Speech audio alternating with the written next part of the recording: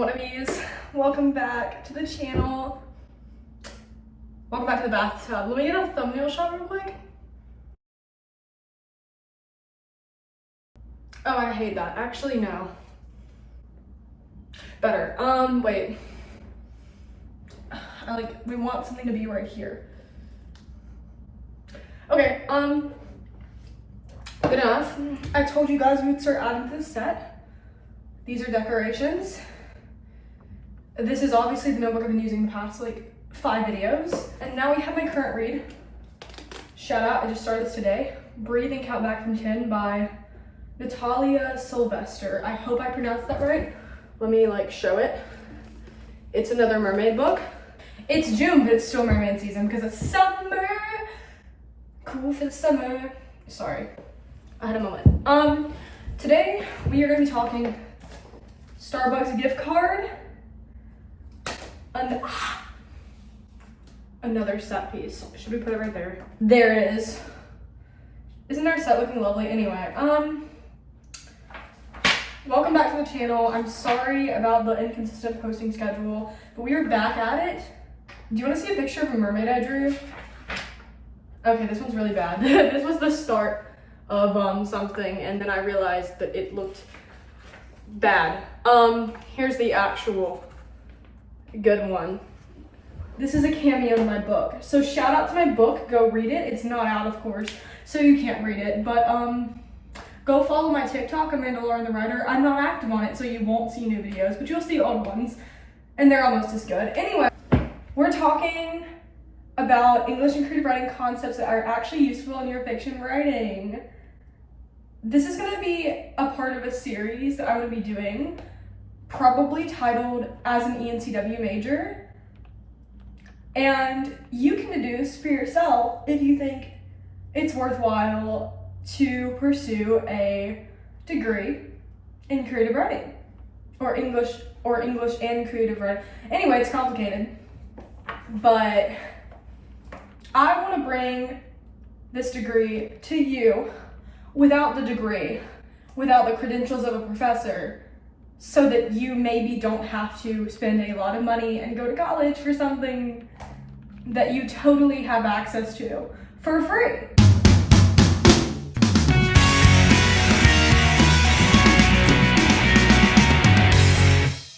I have learned some really, really interesting things. It's a coaster now. So I am just now realizing that I don't have my laptop with me. So this is gonna be interesting. So we're gonna do an honorable mention first, because I don't know, no, I do remember what it means. Oh my gosh, I'm smart. Okay, so the first thing I'm gonna talk about, that we talk about in our lit classes, shout out to all my professors, is a concept or a term, I know words, known as ekphrasis. Ekphrasis. I spelled it E-C-P-R-A-X-I-S. That is not how it's spelled. I'm gonna correct myself if I'm wrong on this when I edit. But from what I remember, this is basically when you take one medium or genre of art and transpose it. Oh no, the songwriter is coming out. Or shift it to another.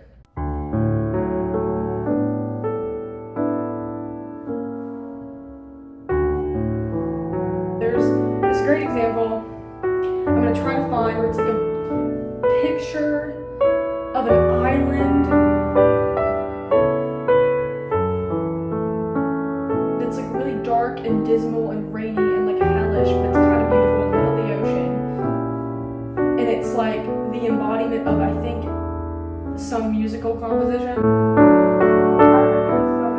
can see the image, it's almost a glacier, but it's not in my head.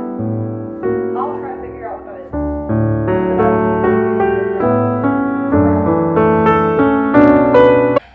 Anyway, this is really useful in terms of when you're thinking about listening to music and sort of the subconscious inspiration.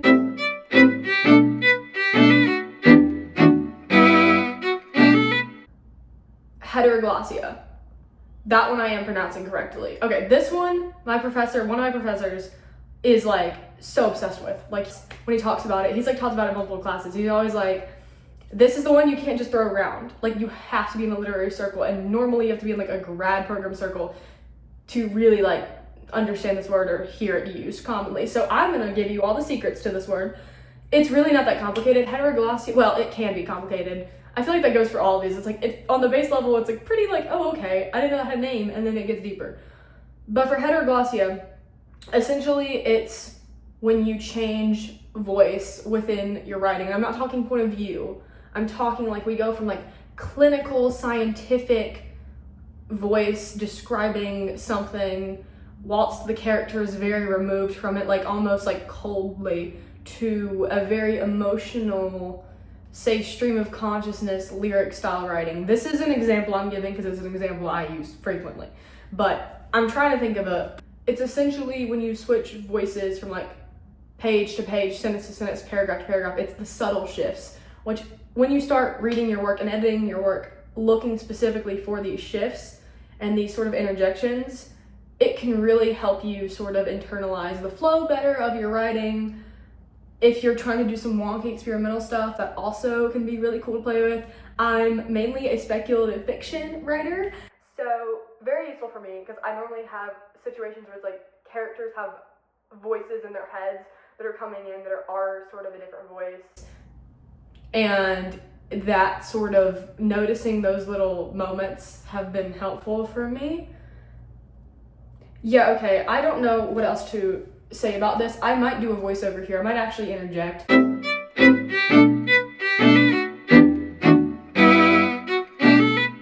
moving on to the third one, which I do have a lot more to say about. Psychic distance. And no, I'm not talking about the psychic that can tell you your future or who you're gonna fall in love with. Speaking of psychics, I wasted $9 today for paying for a psychic test online because I was bored and scrolling on Facebook. So don't do that. Psychic distance is not that. Psychic distance is the distance I need to put between me and virtual psychics. Anyway, essentially, I don't know, can you hear that? It sounds like a volcano. Essentially, psychic distance is the distance between you, oh my gosh, I can make another you reference. I'm on season 4, episode 5, I think now. Maybe episode 6. Anyway, you as the reader have from the main character, or that the main character has from themselves. Like if we're in third person and it's very closed off and it's very like an omniscient, maybe even like, yeah, omniscient. There's another one, not limited, it's the other one. I can't think of it right now. But like, where you're not in the character's head at all, and where you're not feeling the character's emotions, that would be a large amount of psychic distance.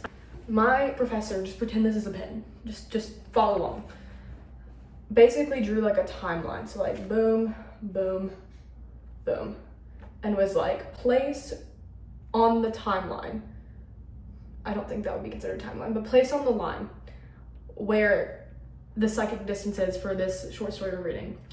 Here would be, you're like right there, like you are the character's brain. You are the brain cell. Here would be, you are watching someone like Joe Goldberg. That's a really terrible explanation, but basically that's the vibe. Learning about psychic distance and scaling psychic distance, similarly to heteroglossia, how it's sort of something that's like, it's not like, no, well, I mean, it could be, but generally it's not like this, and it's not like this, it's like this. Oh my gosh, that one's so wrong clip.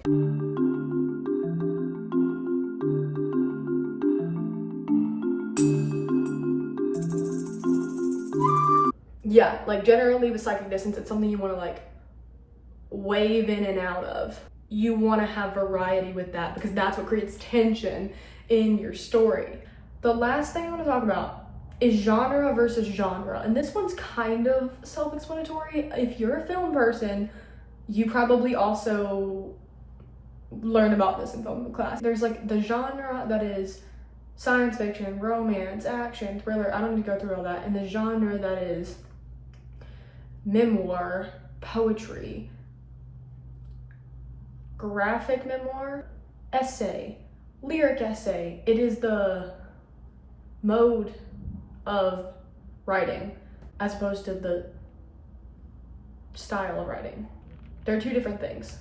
And if you're gonna take a lit class, maybe this is like more of a PSA.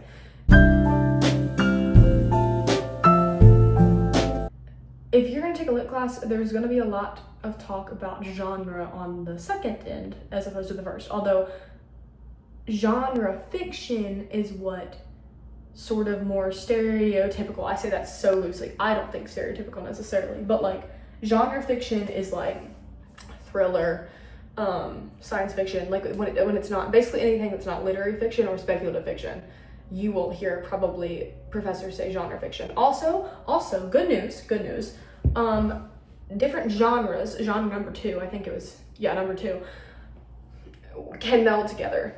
You can write a poetic lyric essay. Well, that's kind of inherent.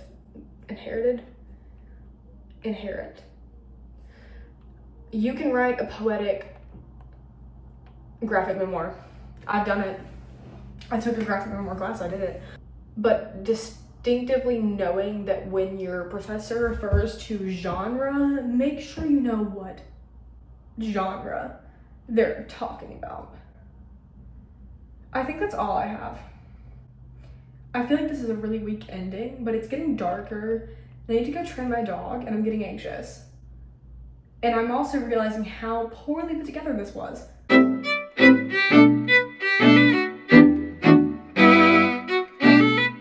So please watch to the end, and if you have watched to the end, you get a gold star. Anyway, comment down below what you want me to do more of, what you want me to do less of. I am open to criticism. Did I say I took a swim? Did I already tell you guys that? I took a swim. It was really good. Now it's raining. Oh my gosh, that's like so like metaphorical. The water cycle? That's all I have for you guys. I'm gonna be honest. Go write a book. You don't need to go to college to write a book. So go write the book.